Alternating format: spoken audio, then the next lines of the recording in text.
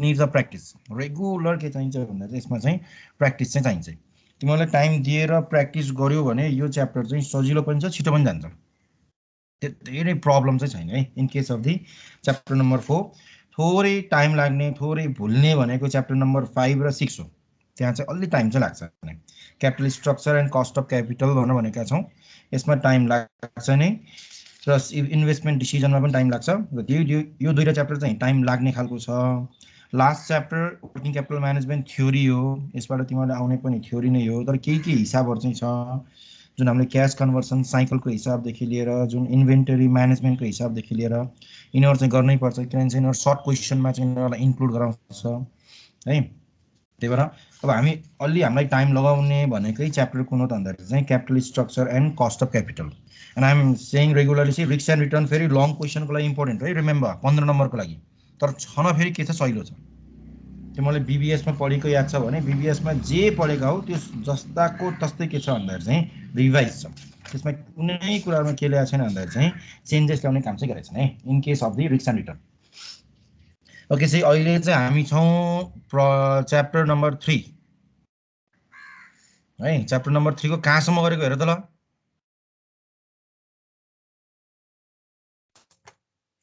कहाँसम्म हो chapter number 3 को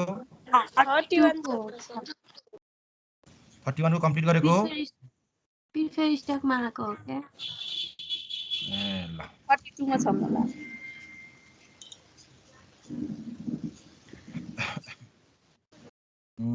ए कम्प्लिट गराएर रहेछौ नि 31 कम्प्लिट गरेका रहेछौँ ल भनेपछि अब 32 हो त्यसो भए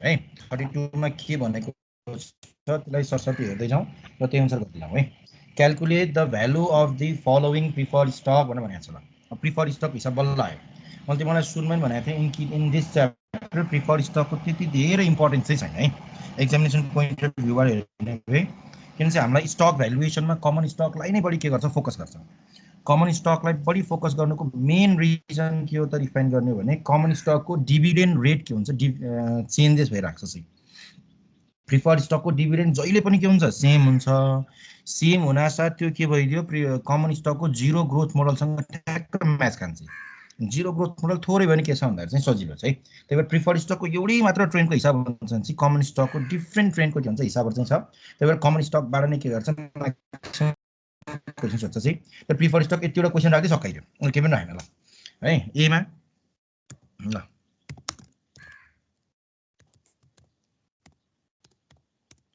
एमा के दिएको छ ल चाहिँ a preferred stock pay dividend of ₹15 per share भनेको छ ल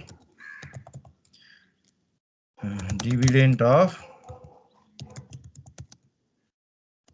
प्रिफर्ड स्टक कसरी लेख्ने भनेको छौँ डिपिएस हो डी चाहिँ ठुलो पिएस चाहिँ सानो भनेको छौँ है कति दिएको छ त डिफाइन गर्ने भए चाहिँ ₹15 पर शेयर ल first one required rate of return दिएको छ 12%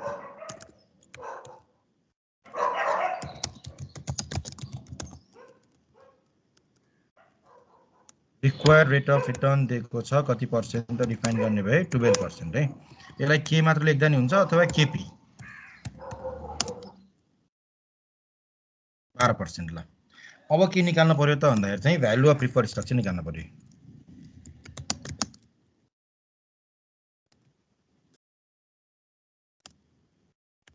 के होला भन फर्मुला के होला फर्मुला चाहिँ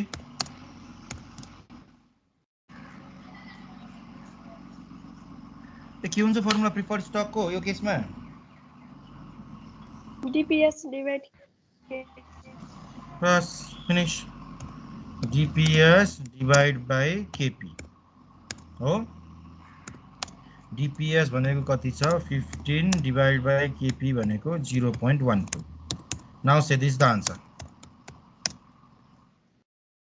125 125 ल ए एउटा यति भयो त अरे नाउ नेक्स्ट वान BC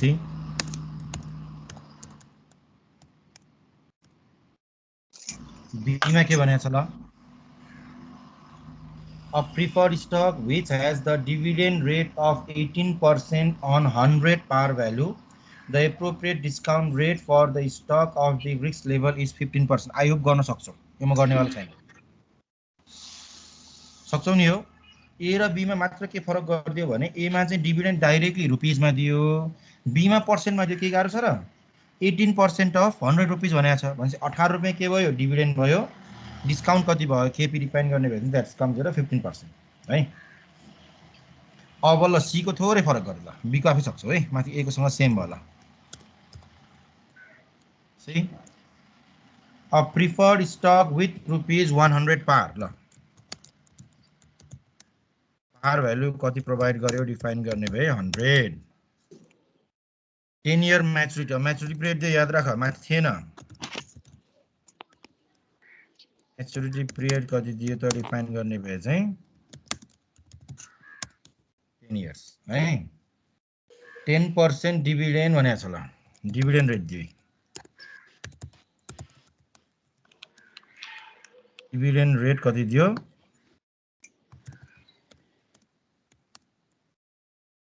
10% है यो पार भ्यालुको हुन्छ इन्भेस्टर रिक्वायर कति भनेको छ 12%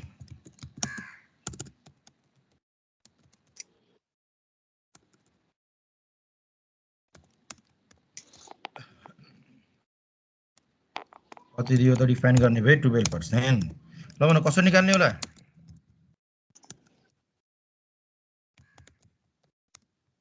आऊ दिमाग लगाउला कसरी होला कुन फर्मुला लगाउने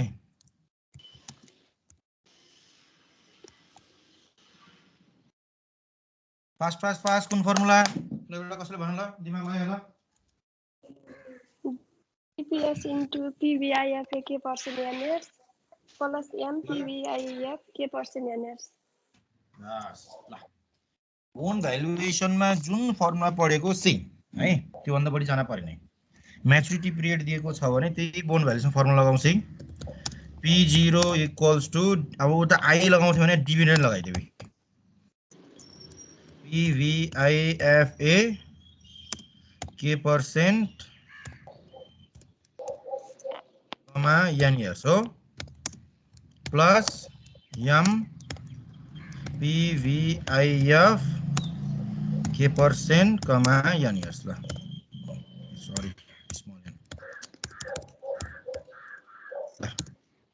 अब डिभिडेन्ड कति त 10% भन्छ रुपीजमा राख दैट इज 100 के रे 100 को 10% 10 रुपैयाँ भयो PVIFA K% भनेको कति पर्सेन्ट 12% कमा n भनेको कति वर्ष 10% प्लस m भनेको कति 100 ब्रैकेट ओपन PVIF 12% कमा कति वर्ष 10% ल टेबल हेर 10 इन्टु कति 5.6502 लाउडली सुनिएन 5.6502 5.6502 प्लस 100 इन्टु कति 0.3220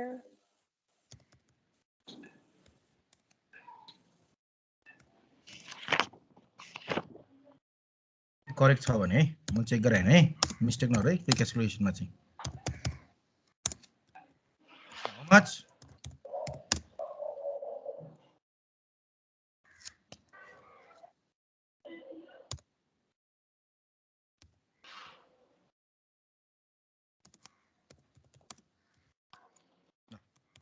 यो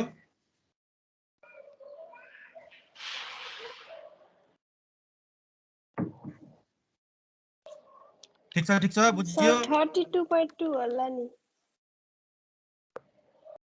ए सरी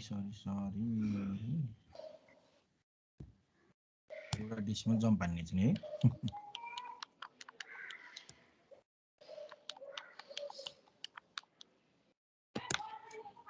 78.702 हो 88.7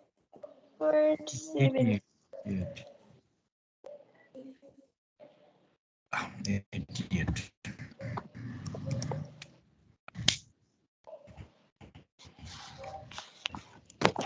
ठिक छ यहाँसम्म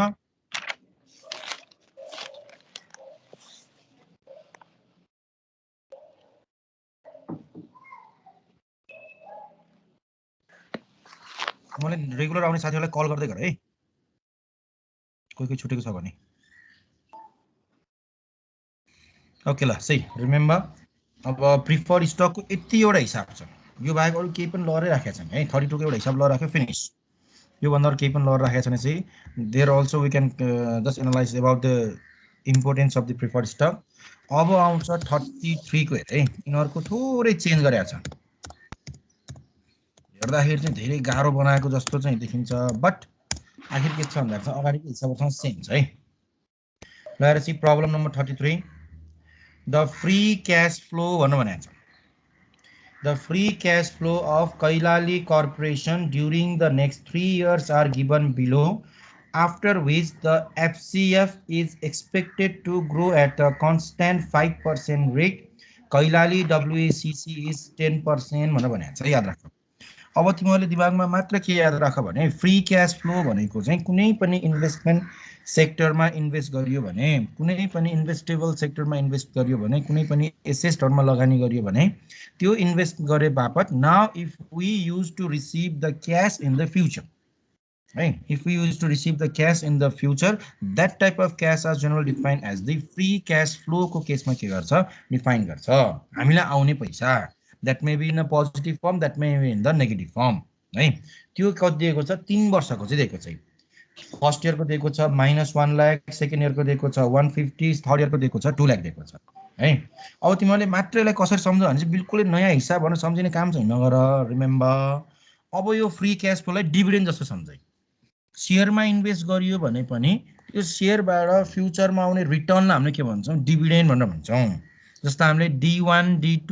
D3 D4 भनेर लेख्छौं हो इन द सेम वे यहाँ हामीले के भनेर लेखौं त भन्दा चाहिँ त्यस्तोलाई चाहिँ फ्री क्याश फ्लो भनेर लेखौं FCF1 है गर्दै वर्षी FCF1 कति दिएको छ माइनस रुपीस 1 लाख है त्यस्तै गरेर FCF2 कति दिएको छ रुपीस 150 त्यस्तै गरेर FCF3 याद राख है रोजुक्क यसलाई चाहिँ डिभिडेन्ड जस्तै सम्झ D1 D2 D3 जस्तो सम्झे पनि मिल्छ हुन्छ है ल यति दियो त्यसपछि बल्ल के दिएको छ ग्रोथ रेट दिएको छ रे ग्रोथ रेट इक्वल्स टु कति पर्सेन्ट भनेको छ 5% तर कहिले ल भन कहिले देखि भन त कहिले देखि फ्रम द 4th इयर भनेर लेखे हो कि हैन हेर त क्वेशन चेक गर त ल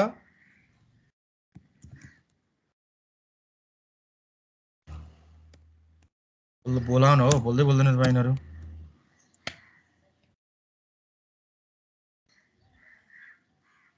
हो कि हैन हेर भनेको के क्वेशन 3 वर्षसम्मको फ्री क्याश फ्लो क्वेशनले दिएको छ त्यस पछाडी भनेको छ आफ्टर दैट अब फ्री क्याश फ्लो कतिले बढ्छ भनेको छ 5% ले बढ्छ भनेको छ है अब एउटा कुरा के याद राख भने यो क्वेशन ठ्याक्कै तिमीहरुको के भयो डिभिडेन्ड के रे स्टक भ्यालुएसन को डिफाइन गर्ने भए same as super normal growth model चाहिँ भयो रिमेम्बर है सुपर नर्मल ग्रोथ मोडलमा नि केही वर्षसम्मको डिभिडेन्ड तिमीलाई ग्रोथ रेट दिन्छ त्यसमा चाहिँ केही चेन्जेसहरु चाहिँ हुन्छ तर कुनै न कुनै इयरमा गएर के हुन्छ भन्दा चाहिँ अब ग्रोथ रेट के हुन्छ कन्स्ट्यान्ट हुन्छ राइट हो कि हैन हो कि होइन? बोल्दै बोल्दैन त तेरि यत्रो दिन क्लास नभएको बोली नै हरायो क्या यिनीहरूको हो सर बोली हराएको हो होइन सर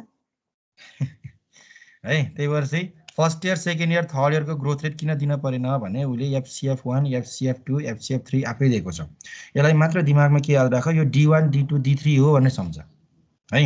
थर्ड इयरसम्म दिइसकेपछि थर्ड इयर पछि भनेको छ भने चाहिँ फोर्थ इयरबाट ग्रोथ रेट कति भयो कन्सटेन्ट 5% भनेर भनेको चाहिँ WCC भनेर दिएको छ। द्याट इज WCC भनेको 10%। यो के हो है, यसलाई के नै मान्छौँ। अब जाऊ एमा जाऊ है। एमा के सोधेको छ त भन्दाखेरि चाहिँ वाट इज कैलाली टर्मिनल अर होरिजन भ्यालु भनेर भनेको छ। के हो नि terminal value or horizon value भनेको के याद छ?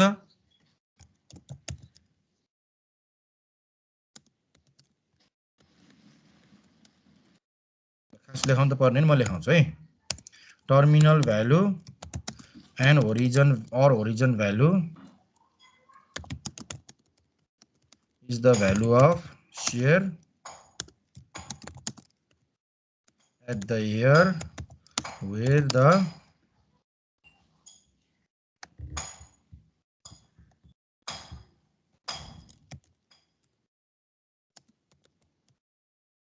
terminal or origin value is the value of share at the year where the supernormal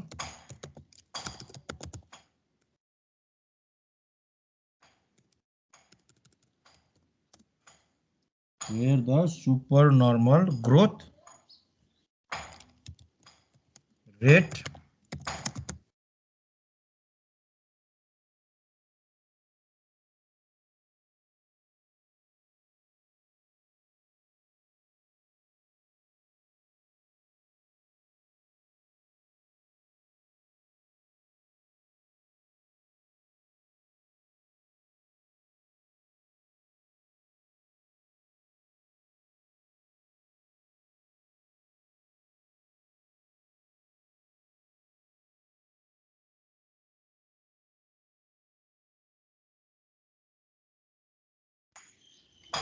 आयो।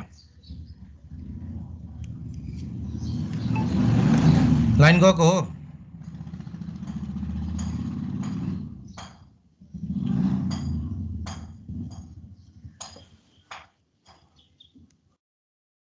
हेलो हो सर भर्खर आएको ठिक एकैछिन घटिसक्यो त तिम्रो फेरि हो।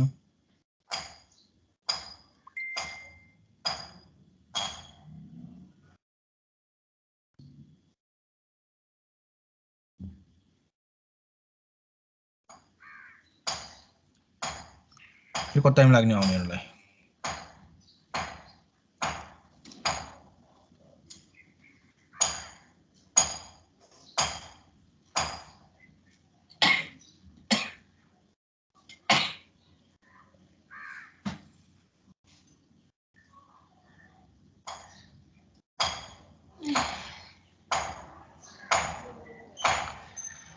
कम फास्ट तेरिको ढिलो ल है। तिनीहरू आउँदै गर्छ खेल। म तिमीलाई टर्मिनल भ्यालु र होरिजन भ्यालुको बारेमा डिस्कस गर्दै जान्छु है। सही टर्मिनल भ्यालु र होरिजन भ्यालुको केसमा डिफाइन गर्ने हो भने है यिनीहरू भनेको त्यस्तो भ्यालु अफ द सेयर हो, कुनै पनि सेयरको चाहिँ भ्यालु निकाल्ने हो, सेयरको प्राइसिङ चाहिँ गर्ने हो। तर कुन इयरको भन्ने कुरा चाहिँ आउँछ। त्यो इयर क्यालकुलेसन गर्ने बेलामा जुन इयरमा सुपर नर्मल ग्रोथ मोडल के हुन्छ सकिन्छ है, जुन इयरमा गएर सुपर नर्मल ग्रोथ मोडल चाहिँ एन्ड हुन्छ त्यो इयरलाई हामीले के डिफाइन गर्छौँ टर्मिनल अर होरिजन भ्यालुको केसमा अथवा टर्मिनल अर होरिजन डेटको केसमा पनि के गर्छौँ डिफाइन गर्ने काम चाहिँ गर्छौँ। जस्तै यही हिसाबमा हेर्छौँ भने remember first year second year third इयरसम्म के छ भन्दाखेरि चाहिँ डिफ्रेन्ट ग्रोथ रेट छ। फोर्थ इयरबाट ग्रोथ रेट के छ कन्स्ट्यान्ट छ कि छैन?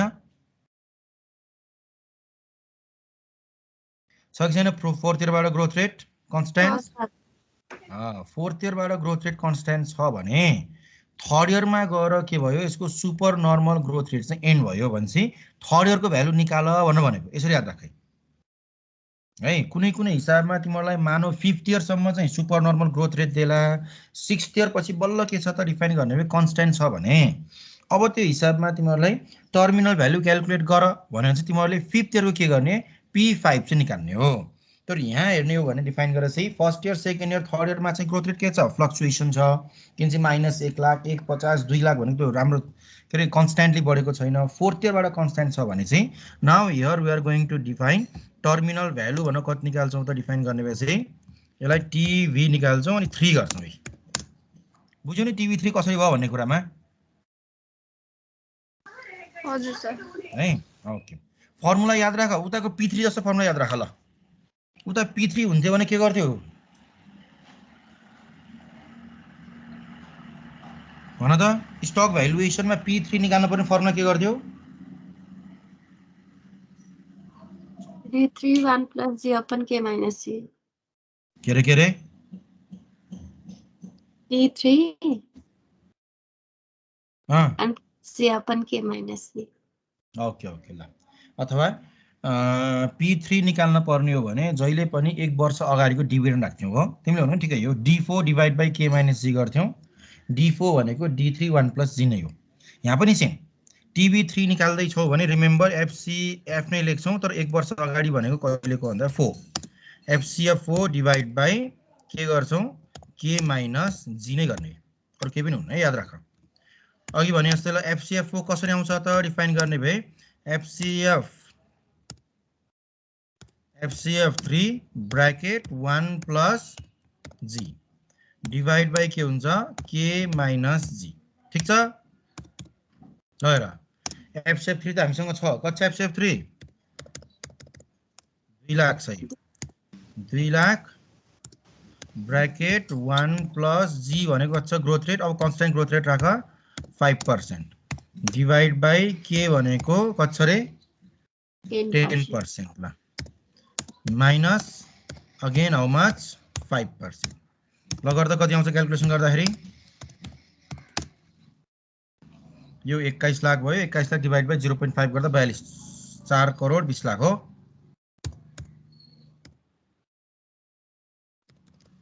जिरो मिल्यो होला सायद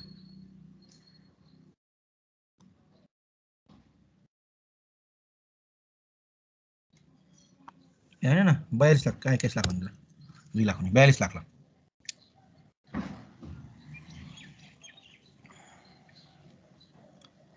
ठीक छ सर बुझिया छ नि यो कहाँबाट आयो 42 लाख भन्ने हजुर सर हजुर त्यही भएर मैले दिमागमा अघि नै भनेको छु तिमीहरूले FCF फ्री क्याश फ्लो भन्ने दिमागमा राख्दैन राख यसलाई उही स्टक भ्यालुएसन नै सम्झ तिमीलाई हिसाब एकदम सजिलो हुन्छ याद राख चाहिँ FCF लाई चाहिँ डिभिडेन्ड मान अरु सबै छ है अब अहिले के भनेको छ what is the value of the form today भनेर भनेको छ ल भन यदि एउटा भ्यालु अफ फर्म निकाल्ने भए फर्मुला के हुन्थ्यो नि आजको निकाल्न पर्यो ल यो भनेको P0 नै हो ल त्यो फर्मुला हो त P0 को ल भन स्टक भ्यालुएसनमा के गर्थ्यो ल भन सुपर नर्मल ग्रोथ रेटमा P0 निकाल्ने पर्ने चाहिँ के गर्थ्यो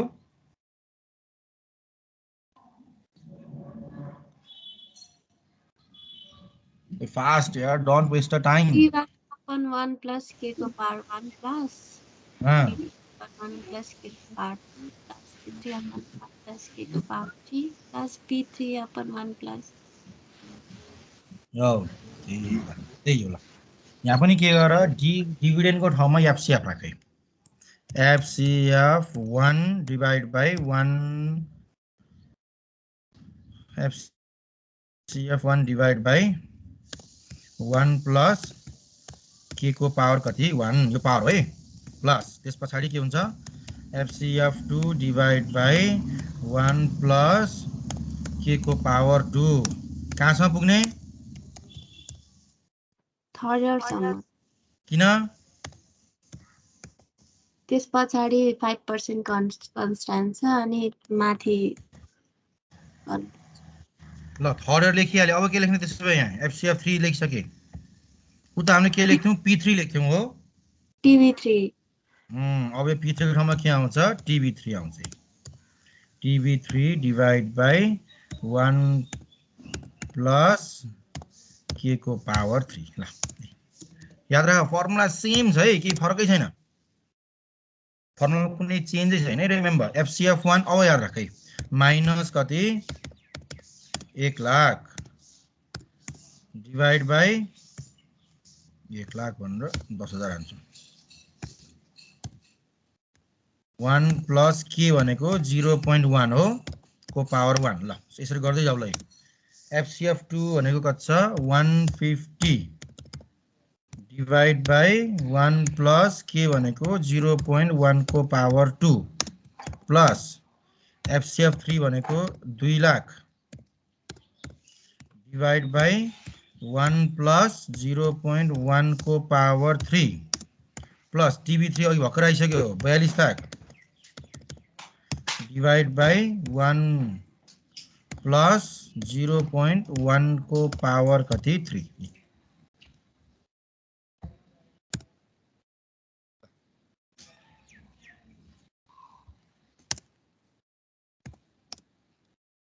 त पहिला अगाडिको भन ल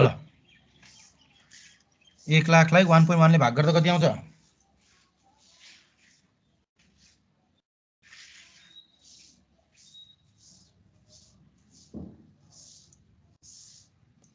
99.09 के भन्छ यसले 90 909 90 909 के भन्छ 99 भन्छ यसले 90,909.09 90,909.09 यसरी भन न जमुना 1,23,966.94 1,23,966.94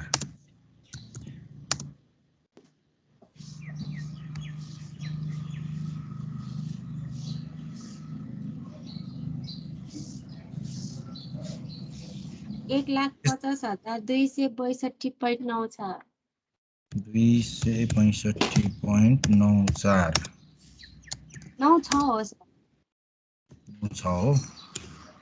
होइन पछि आन्सर त मैले लेख्छु ढुक्क हो यसको आफै लेखिदिन्छु मैले आन्सर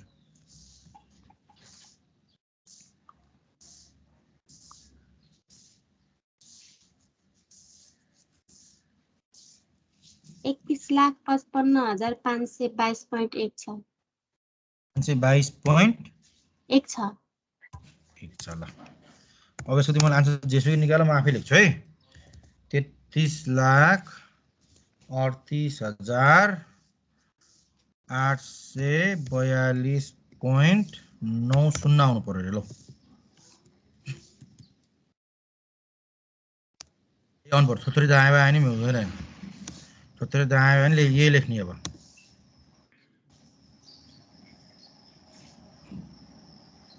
कति आयो ल भन त लास्टमा 97 आयो अरु सेम आयो यसले 90 नै लेख ल है किन त भनेपछि ठ्याक्कै सी सँग मिलाएको छ के यो हाम्रो क्याल्कुलेसन उता यता परेर मात्रै हो ल अब सी हेर है मैले लेखेको कारण सी मा भएको कारणले चाहिँ सपोज कैलाली हैज ₹13,38,842.90 इन डेप्ट मानौ यो कैलाली कर्पोरेसनसँग चाहिँ ऋण कति छ त डिफाइन गर्ने भए 13,38,842.90 छ भने डेप यति छ है एन्ड 50,000 शेयर अफ स्टक र उसको नम्बर अफ शेयर कति छ 50,000 छ भने what is the price per share भनेको छ अब यसको प्राइस पर शेयर चाहिँ कति होला भनेर सोध्ने काम चाहिँ गरेको छ याद राख यसले के दियो अब यहाँ भ्यालु अफ डेप दियो एउटा दिएको भ्यालु अफ डेप कति दियो त रुपीस 13,38,842.90 यहीँबाट तानेको मैले है त्यसपछि अर्को के दियो नम्बर अफ शेयर दिए नम्बर अफ शेयर कति दियो 50,000 दियो अब यसले सोधेको के हो प्राइस पर शेयर चाहिँ सोधियो है कसरी गर्ने त डिफाइन गर्ने भए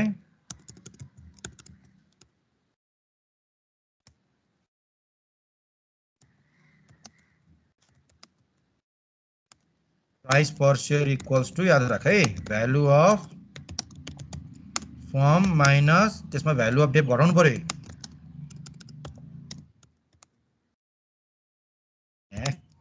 value of debt divide by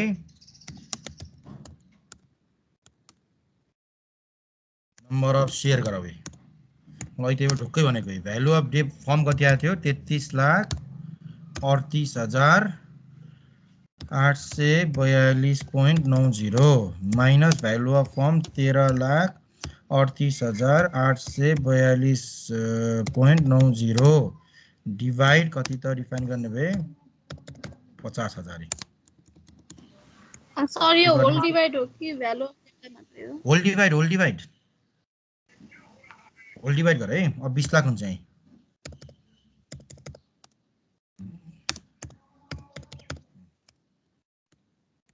गर्दा कति आउँछ रुपीस 40 आउँछ के 40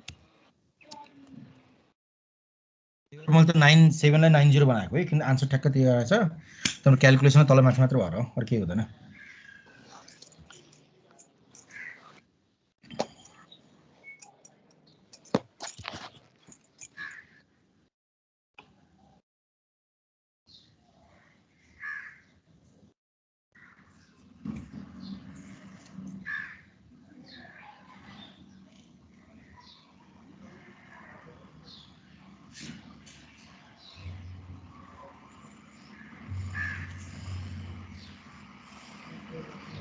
ठिक छ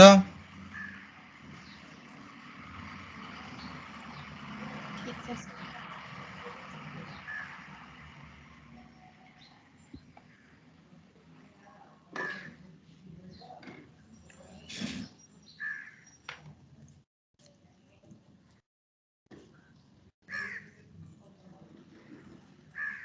ओके बुझियो कहाँबाट आयो भन्ने कुरा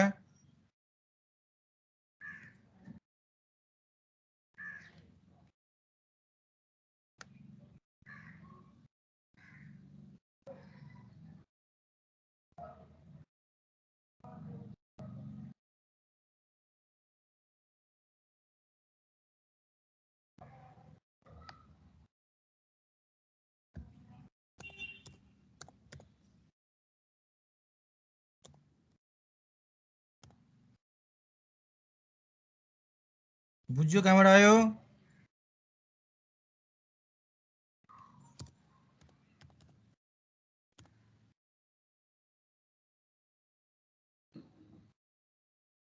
बोल्दैन कि यिनीहरु अझै पनि के गर्ने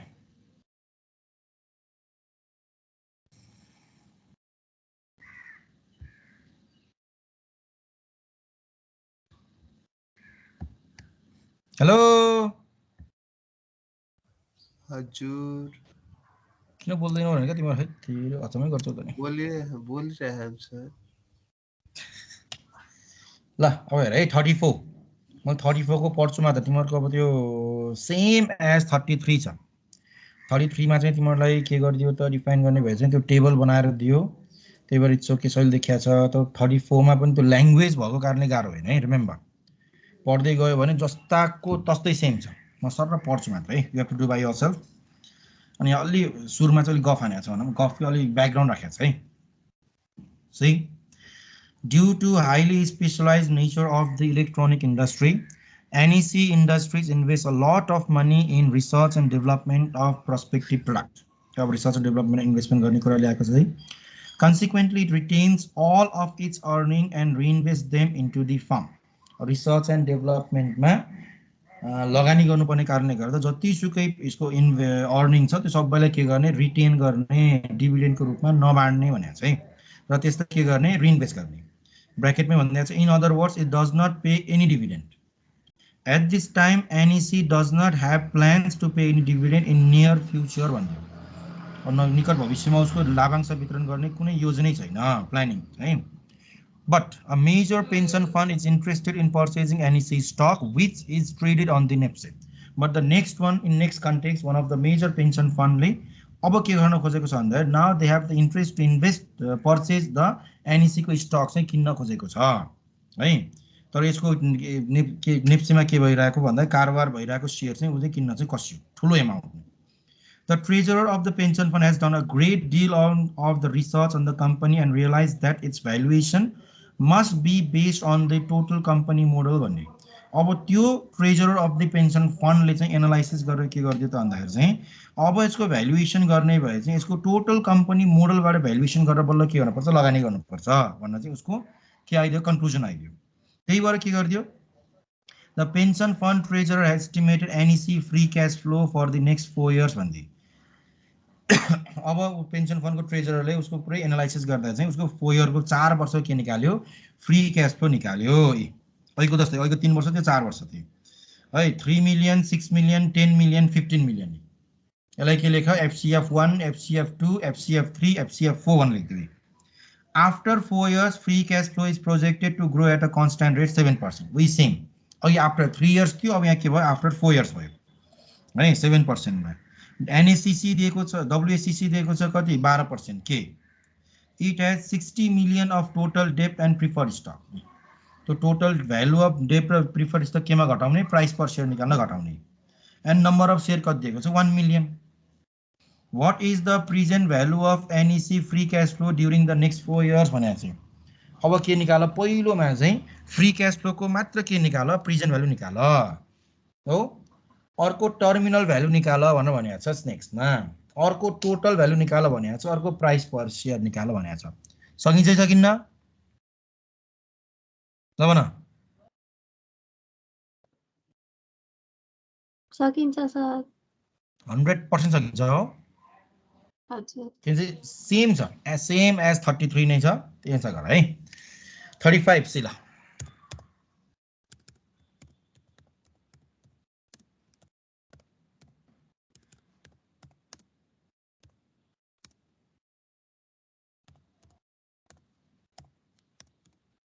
है। टुडे इज December 31, 2011 भनेको छ ल हो। आजको केसमा डिफाइन गर्ने भए आज के हो भनेको छ त, डिफाइन गर्ने भए चाहिँ today is the December 31, 2011। The following information applies to Himal cement company भनेको छ ल। अब यहाँ हिमाल सिमेन्ट कम्पनीको के दियो, केही न केही इन्फर्मेसन्सहरू चाहिँ प्रोभाइड गरिदियो। के दियो त डिफाइन गर्ने हो भने, आफ्टर ट्याक्स अपरेटिङ इन्कम भनेर दिएको चाहिँ। आफ्टर ट्याक्स अपरेटिङ इन्कम भनेको EBIT 1 - T 2012 को कति दिएको छ, 500 million। र जे दिएको छ लेख्दै जाउँ है। EBIT ब्र्याकेट 1 - T ट्याक्स घटाइसकेर के दिएको छ त डिफाइन गर्ने भए चाहिँ 2012 को 500 million। एकमा द कम्पनीज डिप्रिसिएसन एक्सपेन्सेस कति दिएको छ, 100 million दिएको छ। डिप्रिसिएसन एउटा फर्मुला चाहिन्छ कि यसलाई। डिप्रिसिएसन कति दिएको छ, 100 million है। क्यापिटल एक्सपेन्डिचर दिएको छ 200 million है।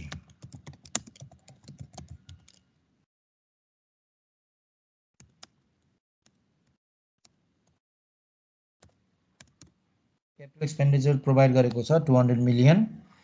No change is expected in the net working capital भनेको छ। नेट वर्किङ क्यापिटलमा कुनै पनि चेन्जेस छैन।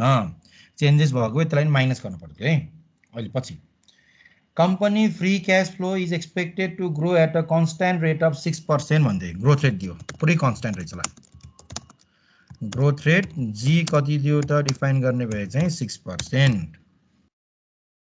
कम्पनी कस्ट अफ इक्विटी भनेर दिएको छ ल है। कम्पनी कस्ट अफ इक्विटी भनेर कति दिएको छ, 14% ल। कस्ट अफ इक्विटी कति दिएको छ, 14%। यो चाहिँ के होइन है, के को लागि WACC नै दिएको छ, यो झुक्काउनु दिएको। WACC प्रोभाइड गरेको छ यो के। WACC कति दिएको छ, 10%। Market value of the company's डेप्ट इज 3 billion। भ्यालु अफ डेप्ट जी याद राख, यो भ्यालु अफ डेप्टको काम उही अघि जुन गरेको थियो त्यति मात्रै हो। बिलियन। नम्बर अफ सेयर दियो 200 million।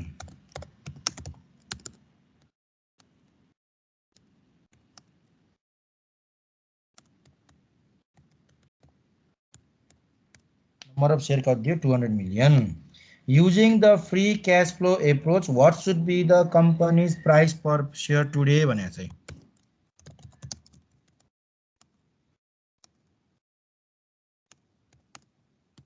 के निकाल्नु पर्यो होला, कसरी गर्ने होला? प्राइस पर शेयर टुडे भनेको जुन हामीले माथि निकाल्यो नि है, यो 40 रुपैयाँ, यही निकाल्नु भने क्वेसन हामीलाई। ल 33 मा जुन निकाल्यो नि यही यो निकाल्ने, त्यो भन्दा केही निकाल्नै पर्दैन। ल प्राइस पर शेयर टुडे, आजको प्राइस पर शेयर निकाल्नु भनेको छ। फर्मुला के हुन्छ? Value of firm minus value of debt divide by number of share. ल भन के छ के छैन त्यति भन। ल के छ के छैन?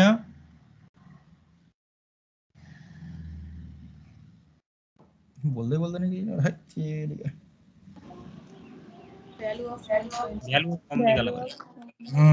यसरी बोलाउनु हो। भ्यालु अफ डेट क्वेसनले दिएको छ 3 बिलियन, नम्बर अफ शेयर क्वेसनले प्रोभाइड गरेको छ 200 मिलियन भने चाहिँ नाउ अब हामीले के निकाल्नु पर्यो? भ्यालु अफ फर्म चाहिँ निकाल्नु पर्यो। बट रिमेम्बर अगाडिको हिसाबभन्दा थोरै डिफ्रेन्ट के भयो भने अगाडिको हिसाब चाहिँ सुपर नर्मल ग्रोथ मोडलवाला हिसाब हो है। यसमा चाहिँ त्यो सुपर नर्मल भएन, यो चाहिँ कन्स्ट्यान्ट ग्रोथ मोडल हो। पुरै सुरुवातदेखि नै कति भनेको छ? 6% भनेर के गरेको छ? कन्स्ट्यान्ट ग्रोथ मोडल हो। तर एउटा मेन डिफ्रेन्स के छ त डिफाइन गर्ने भयो, यहाँ फ्री क्यास फ्लो नै छैन छ र। Remember problem number 33 and problem number 44. In problem 33 and 34, in both problems the question had provided the free cash flow. FCF1 FCF2 दिएको थियो भने चाहिँ छँदै छैन। अब यहाँ 1 2 पनि किन हुँदैन त डिफाइन गर्ने भए चाहिँ यो कन्स्ट्यान्ट ग्रोथ मोडल हो। भने पहिलो काम हामीले के गर्न पर्छ? फ्री क्याश फ्लो चाहिँ निकाल्न पर्छ, याद राख ल। ओके, हामीसँग फ्री क्याश फ्लो निकाल्ने फर्मुला लेख्न सक्छौं त डिफाइन गर्ने भए वी EBIT बारे सुरु गर्छौं। EBIT 1 माइनस T, यसमा डिप्रिसिएसन छ भने जोड्ने हो। डिप्रिसिएसनलाई के गर्छ? एड गर्छ। क्यापिटल एक्सपेन्डिचरलाई के गर्छ?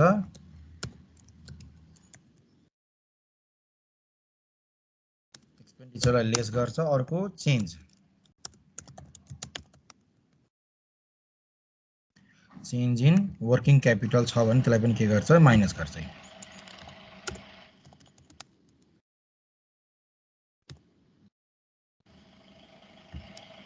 यसरी हो फर्मुला यही। EBIT 1 माइनस T क्वेसनले दिएको छ कति? 500 मिलियन, ठीक छ। प्लस डिप्रिसिएसन कति दिएको छ? 100 मिलियन, माइनस क्यापिटल एक्सपेन्डिचर छ हामीसँग कति? 200 मिलियन, माइनस चेन्ज छैन भनेर क्वेसनले भनिदिएको छ। ल यति भएपछि FCF आइसक्यो। कति आउँछ FCF?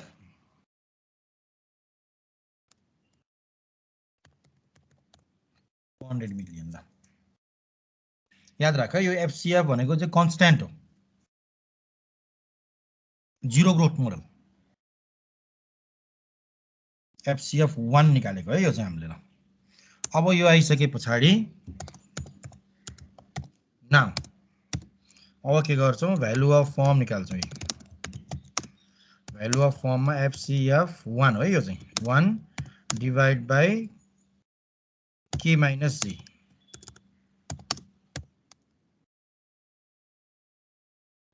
FCF 1 कति आयो? 400 मिलियन डिभाइड बाइ K भनेको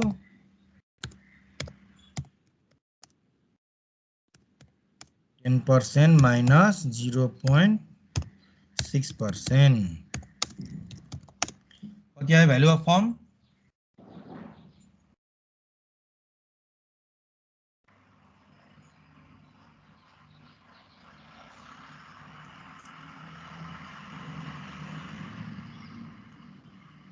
कति आयो?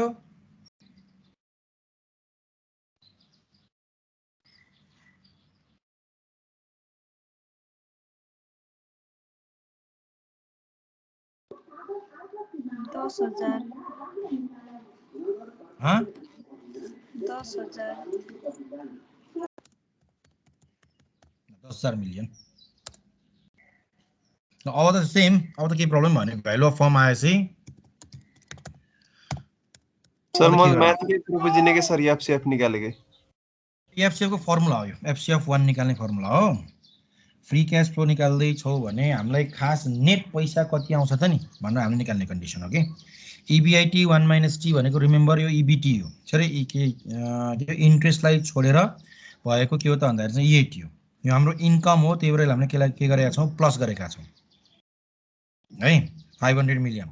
डिप्रिसिएसन रिमेम्बर एक्सपेन्सेस भनेर माथि घटाइसकेका हुन्छौँ त, बट यो डिप्रिसिएसन भनेको नन क्यास एक्सपेन्सेस हो। सम्झ है तिमीहरूले? अब यो पहिला क्यापिटल बजेटिङमा पढेको हो भने एड ब्याक डिप्रिसिएसन गरेको याद छ होला सायद। क्यास फ्लो निकाल्दा याद छ? एकाउन्टमा क्यापिटल बजेटिङमा तिमीहरूले क्यास फ्लो चाहिँ निकाल्न पर्थ्यो। फाइनेन्समा चाहिँ क्यास फ्लो क्वेसनले दिएको हुन्थ्यो, बट एकाउन्टमा के गर्न पर्थ्यो भन्दाखेरि चाहिँ क्यास फ्लो चाहिँ क्यालकुलेट गर्न पर्थ्यो। कति याद गराएको छौ एकाउन्टको? सायद अहिले सेकेन्ड सेममा छ होला उस्तै परे। बिर्सियो सर, अब पहिला पढेको त अब अहिलेको त पढ्दैछौँ। यसमा के गर्थ्यौँ भने ओके नो प्रब्लम। डिप्रिसिएसनलाई हामीले कुनै पनि इन्कम स्टेटमेन्टमा याद राख्छौँ भने माथि नै अपरेटिङ एक्सपेन्सेस भनेर घटाउँछौँ है। तिमीलाई यदि त्यो इन्कम स्टेटमेन्ट याद छ भने सबभन्दा सुरुमा के आउँछ, सेल्स भनेर आउँछ। सेल्समा के गर्छ भन्दाखेरि चाहिँ operating expense, cost of goods sold घटाउँछ, त्यसपछि अपरेटिङ एक्सपेन्सेसहरू के गर्छ, डिडक्सन गर्छ।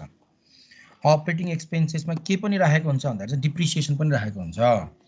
तर पछि गर्दै गर्दै गएपछि लास्टमा EAT अर्निङ आफ्टर ट्याक्स आइसके पछाडि फेरि के गर्छ, एड ब्याक डिप्रिसिएसन गर्छ। रिमेम्बर त्यो एड ब्याक डिप्रिसिएसन किन गर्छ त डिफाइन गर्ने भए, बिकज द डिप्रिसिएसन भनेको नन क्यास एक्सपेन्सेस हो। खर्च चाहिँ हो, बट केमा भएको हुँदैन, क्यासमा भएको खर्च चाहिँ होइन। हामीसँग त्यो पैसा चाहिँ बाँकी नै रहन्छ। त्यही भएर क्यास फ्लो निकाल्ने बेलामा त्यो पैसा गएको हुँदैन। त्यही भएर के गर्छौँ, डिप्रिसिएसनलाई पछि फेरि ल्याएर जोड्ने, प्लस गरेको। क्यापिटल एक्सपेन्डिचर भनेको क्यास आउटफ्लो हो, त्यही भएर माइनस गरे। फ्री क्यास फ्लोमा हामीले केही निकाल्ने होइन कि, इनफ्लो र आउटफ्लोको मात्र चेक गर्ने हो। इनफ्लो हो भने के गर्छौँ, प्लसमा राख्छौँ। आउटफ्लो हो भने के गर्छौँ भन्दाखेरि चाहिँ माइनसमा राख्छौँ। त्यति फरक हो। एउटा डिप्रिसिएसनमा मात्र के फरक हुन्छ भने यो पहिल्यै घटाइसकेको कारणले गर्दा फेरि जोड्ने। यो क्यास इनफ्लो पनि होइन, क्यास आउटफ्लो पनि होइन। रिमेम्बर डिप्रिसिएसन है। डिप्रिसिएसनको टपिकमा चाहिँ न पैसा आउँछ न पैसा जान्छ। त्यही पनि किन एड गर्छौँ त भनेपछि यो EBIT आउनुभन्दा पहिले के गरिसक्यो, डिडक्सन गरिसकेको छ। तर त्यसलाई फेरि ल्याएर जोडेर जस्ता तस्तै राख्ने हो। क्यापिटल एक्सपेन्डिचर माइनस के अरे क्यास आउटफ्लो, त्यही भएर त्यसलाई के गरेको, माइनस गरेको। वर्किङ क्यापिटल त इन्क्रिज र डिक्रिजमा त्यही अनुसार चाहिँ आउँथ्यो है। यसरी चाहिँ नेट हामीसँग फ्री क्यास फ्लो चाहिँ फ्युचरमा रेगुलरली कति पैसा आउँछ अथवा जान्छ भनेर निकालेको हो कि। यो चाहिँ यो गर्दा के कति देखियो त डिफाइन गर्ने भए चाहिँ प्लस 400 मिलियन चाहिँ देखियो है। अब आउने वर्षमा चाहिँ कति आउँछ त डिफाइन गर्ने भए चाहिँ 400 मिलियन चाहिँ हाम्रो आउने देखियो। अब FCF 1 किन हो त भनेर भनेका छौँ त भन्दाखेरि चाहिँ क्वेसन राम्रोसँग हेर। आज चाहिँ 2011 हो भनेर भनेको छ, चेक गर है क्वेसन। आज के हो, 2011 हो भनेको छ। यो सबै इन्फर्मेसन के को दिएको छ, 2012 को दिएको छ। त्यो यो के भइदियो, आफैमा FCF 1 भइदियो। अनि यो मोडल कस्तो भइदियो त भन्दाखेरि चाहिँ कन्स्ट्यान्ट ग्रोथ मोडल भइदियो। कन्स्ट्यान्ट ग्रोथ मोडल हो भने फर्मुला नै के हुन्छ, उता स्टक भ्यालुएसनतिर जाने हो भने D1 / K - G हुन्छ। अब यहाँ D1 को ठाउँमा के लेख्छौँ, FCF 1 लेख्ने काम चाहिँ गर्छौँ।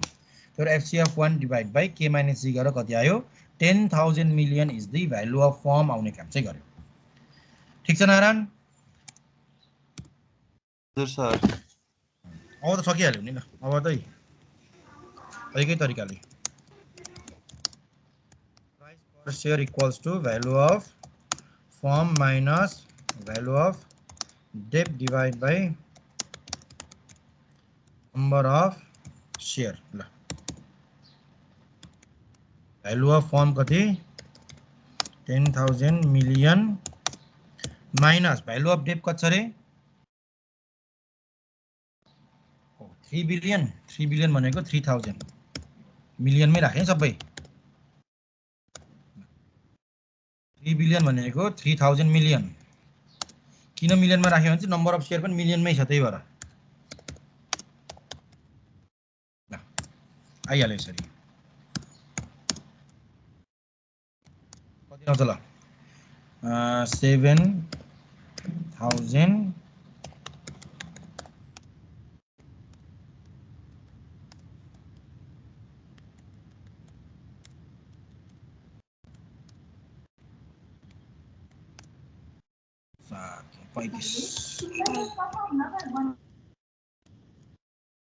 45% आयो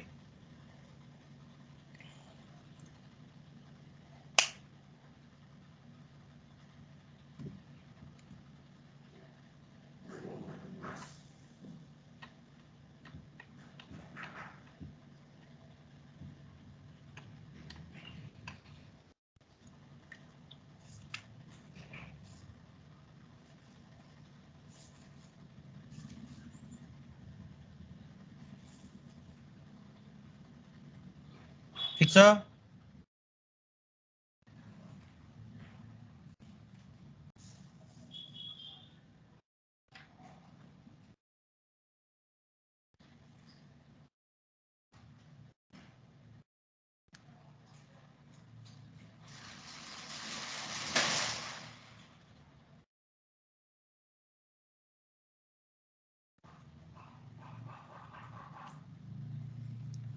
फिनिश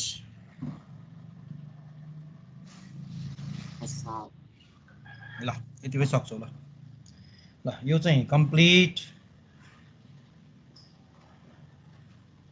केस चाहिँ हेर्नु केस चाहिँ सक्छौ केस चाहिँ तिमीलाई यहाँ अब 2-3 हिसाब मिसाएर मात्र बनाएको छ यो एउटा बोन्ड छ एउटा चाहिँ कमन स्टकको छ 3.1 चाहिँ बोन्डको हिसाब राखिदिएको छ पुरै 3.2 चाहिँ पुरै के को राखिदिएको छ डिफाइन गर्ने भए चाहिँ कमन स्टकको राखिदिएको छ है त्यो धेरै गाह्रो चाहिँ राखेको छैन उही कमन स्टकको राख्यो भने उही डिफ्रेन्ट मोडलको हिसाब राख्यो होला है बोन्डको पनि त्यस्तै गरेर फरक फरक राख्ने काम चाहिँ गरेको छ होला इल टु म्याचुरिटी निकाल्न भनेको छ भ्यालु अफ बोन्ड निकाल्न भनेको छ सुरुमा फिचर छ बोन्ड नै सोधेको छ केस चाहिँ सक्छौ है यतिको गाह्रो गरिसकेपछि नाउ यु विल नट तिम्रो चाहिँ केसमा अड्किने काम चाहिँ हुँदैन केस चाहिँ मजाले सक्छौ next day tomorrow will start the time value of money chapter number 3 नै यसको पनि 20 वटा हिसाब छ है च्याप्टर नम्बर 3 नै हो यसको 20 वटा हिसाब छ त्यो 20 वटा हिसाबलाई चाहिँ राम्रोसँग के गर्छ भन्दा चाहिँ हेर्छौँ है जुन चाहिँ अब यो च्याप्टर इम्पोर्टेन्ट छ रिमेम्बर दुईवटा छ एउटा बोन्ड भ्यालुएसन एउटा स्टक भ्यालुएसन प्लस एउटा रिस्क एन्ड रिटर्न तीनटा च्याप्टरको कम्बिनेसन हो त्यही भएर यसलाई चाहिँ एउटा मात्रै च्याप्टर भन्न चाहिँ मिलेन ओके अब क्लास कुन हो छैन सर अब किन यति दुईटा मात्रै हो आज बिहान भइसक्यो 6 बजे हैन बिहान उसको भइसक्यो प्रोडक्सनको आजकल 6 बजेदेखि पढ्छ ए खास त प्रोडक्सन हो नि अब पछि त हैन हजुर ल ल ल त्यसो भए त भइहाल्यो नि भोलि मैले तन्काउनु पाएँ नि त आज च्याप्टर सकियो तन्काइएन भोलि त जति पनि तन्काउनु पाएँ नि त्यसो भए भोलि र पर्सि त ओके ल only this much tomorrow will start the time value of money है त